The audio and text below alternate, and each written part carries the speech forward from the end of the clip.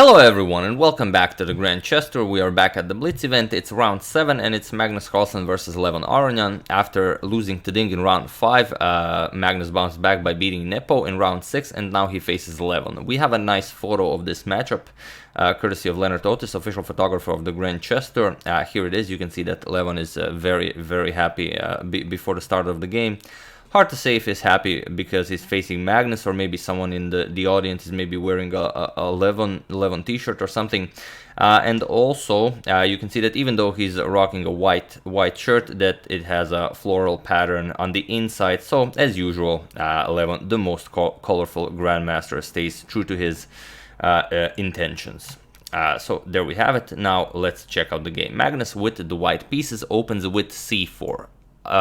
C4. Again, with the English, we have knight to f6 by Levon, knight to c3, we have e5, knight to f3, and knight to c6. The 4 knights are out. We have d3 and d5, very popular line. C captures, knight captures, and now e4. Pushing the knight back, we have knight to b6 by Levon, and now bishop to e2. Magnus prepares the castle, bishop to e7, Levon does the same, and now bishop to e3. Continuous development, we have castles by Levon and castles by Magnus, and here bishop to e6. And this position has been reached one time where a3 was played, but here a4 is a new move by Magnus, and it is as of move 10 that we have a completely new game. So a6, we have a5 pushing the knight further back, knight to d7, and now d4 striking in the center. We have e captures, knight captures, we have knight captures, bishop captures, and now knight to c5. A nice square for the knight. We have bishop back to e3 now, offering a trade of queens, and here we have queen captures on d1. Rook f captures on d1, and now rook f to d8. So here Levon was able to get rid of the tension in the center. He was able to trade queens, and now he wants to further trade down. A draw with black against Magnus in the blitz section is not bad. And always, he still has the bishop pair, the same as Magnus, so he will also be able to look for winning chances. We have knight to d5 by Magnus. We have bishop capture. So here, if he doesn't want to give up the bishop pair, Levon has to leave this knight on d5. And it is a monster knight, threatening c7. If you push c6, then you can go to b6. So here you kind of do have to take it. So bishop captures, we have e captures, and now knight to d7. So here, for the moment, Levon's pawn structure is a little bit better since Magnus has 3 pawn islands now, including the isolated d pawn, but bishop to f4. Now Magnus threatens the c7 pawn, and Levon defends it with bishop to c6, which results in him having 3 pawn islands as well. We have c captures on d6, and now rook 8 to c1, threatening to jump all the way to c7, and here Levon goes knight to f6. If you try knight to c5 to prevent it, b4 just kicks the knight away, and you can still reach c7, so it's not a problem. Knight to f6 puts pressure on the pawn here, and rook to c7. We have rook 8 to b8, defending the b7 pawn, and now bishop to f3. Magnus defends the pawn, so now he can activate the other rook as well. We have b6, trying to activate the rooks. We have b4, a captures, b captures on a5. Sorry, b captures on a5, b captures on a5, and now rook to b5, going after the a5 pawn. We have rook to a1, Magnus defends it, and now knight captures on d5. Here, Levon grabs the d pawn, but Magnus will go after the a6 pawn. So basically, Levon will end up with a passed d pawn, whereas Magnus will have the outside pass pawn. We have bishop captures on d5, rook captures, and now rook to a7. It's not possible to defend the pawn, so g6, making some room for the king, so you get rid of any back rank issues. h3, Magnus does the same, and now rook to b8. So here, rook captures on a6, and the thing that's better is that, well, Magnus' pass pawn is, well, far advanced than Levon's d pawn, and also Magnus already has a rook behind the pass pawn. So here we have king to g7 and rook to c6 now. Here Magnus is ready to start pushing the pawn, and Levon is not interested in a passive defense with rook b7, a6, and rook a7 to block the pawn with the rook, so he decides to go for an active plan, which seemingly ensures him a draw. He plays rook to b2. The idea is the other rook comes to d2, and you don't care if Magnus starts pushing the pass pawn because you have rook captures, and you have the king in perpetual checks. So here Magnus plays a6. Very interesting stuff.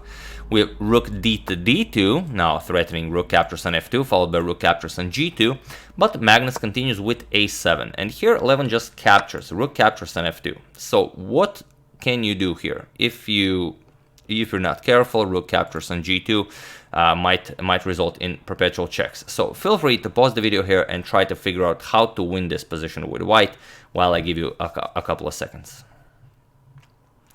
So for those of you who were able to do it, congratulations. It's really a nice tactical shot. And for those of you who just want to enjoy the show, first let's see what happens. Is it really a draw if white just brings the queen into the game? Well, you get rook captures on g2 with check, king f1, rook b to f2 check, king to e1, and now rook e2 check. And now you either go back with king to f1 and then rook f2 check, rook e2 check, rook f2 check, or you go back king to d1, but now rook ef2. And now the only way to prevent mate is, as you don't have any checks, you cannot check the black king, there are no tricks. The only way to prevent rook g1 mate is to go back king to e1, and now black continues. Now you don't have rook g1 check because of king captures on f2, so you can just not that. You can just continue checking the white king, and it's a draw by perpetual checks. So after rook captures on f2, Magnus played. You have to see that if you bring a queen into the game, the queen would be guarding the g2 pawn if there wasn't for this rook here. But where can you go with the rook? Rook to c2. Really impressive stuff, so congratulations to everyone who found it. And here we even have a nice photo of this moment. Here you have it. Leonard also caught this move where Carlsen played rook to c2. There you have it. He's still holding the rook. Levin staring at the rook, and we also have a photo of few seconds after this moment. You can see Levin's expression after he saw rook to c2. It's just not the greatest position for him, and he knows it. So here, there's really nothing more to do. But it is a blitz game, and they're both low on time, so of course, 11 continues with rook b captures on c2. It's doesn't matter which rook you capture it with, rook captures on b2, and now a8 queen. So now, if you capture on g2, of course, white just gives up the queen, and white will be up a whole rook. So Levin tried h5. He can still try and create some sort of a fortress. We have queen to e4 by Magnus, and rook c to e2, pushing Carlsen's queen back. Queen d4 check. We have rook to f6 now guarding the d6 pawn, and rook to f1 now attacking the pinned piece, and here rook to e5 by Levin. You might think rook to e6 is better because it also adds another protector to the d6 pawn, but it would be actually worse because after rook captures, you will not be able to move your rook or the king for the rest of the game. If you move the king, you lose the rook, and you cannot move the rook, so it's just a very ugly position. White will just improve the position as much as he likes, and only then enter the game. You can even try something like this. If black wants to stop that, he will have to further weaken with the g5, and it will just be a very quick death for black.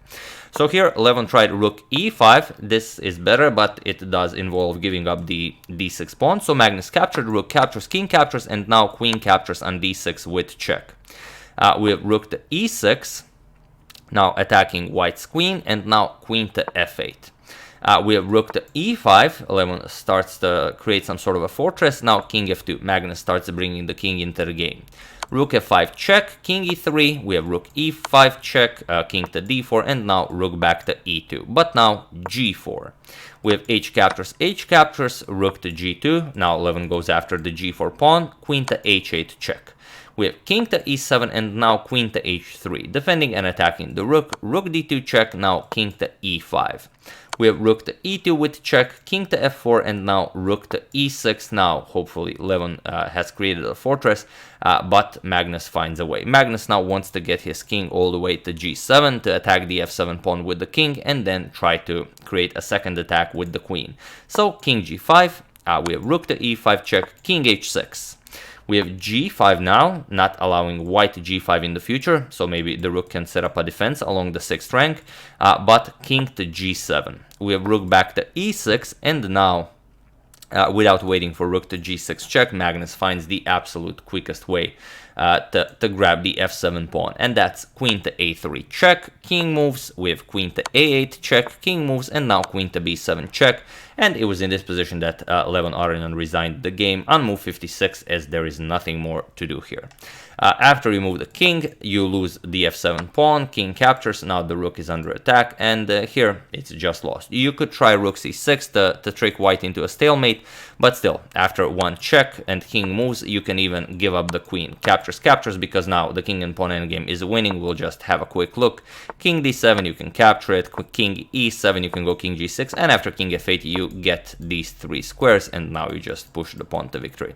So it's too easy to win this. Of course, Levin knows this, and after queen to b7 check, he resigned the game. So that's another game from the Blitz section of the Tata Steel India. I do hope you enjoyed it. I would like to thank Stephen Green for a contribution to my channel. Thank you a lot. I really appreciate it. As usual, you can check 2 of my previous videos here. Thank you all for watching, and I will see you soon, continuing to check up on some other games from this very nice event, checking up on your wonderful suggestions, and of course, whatever else happens in the chess world. So thank you all. I will see you soon, and have an excellent rest of your day.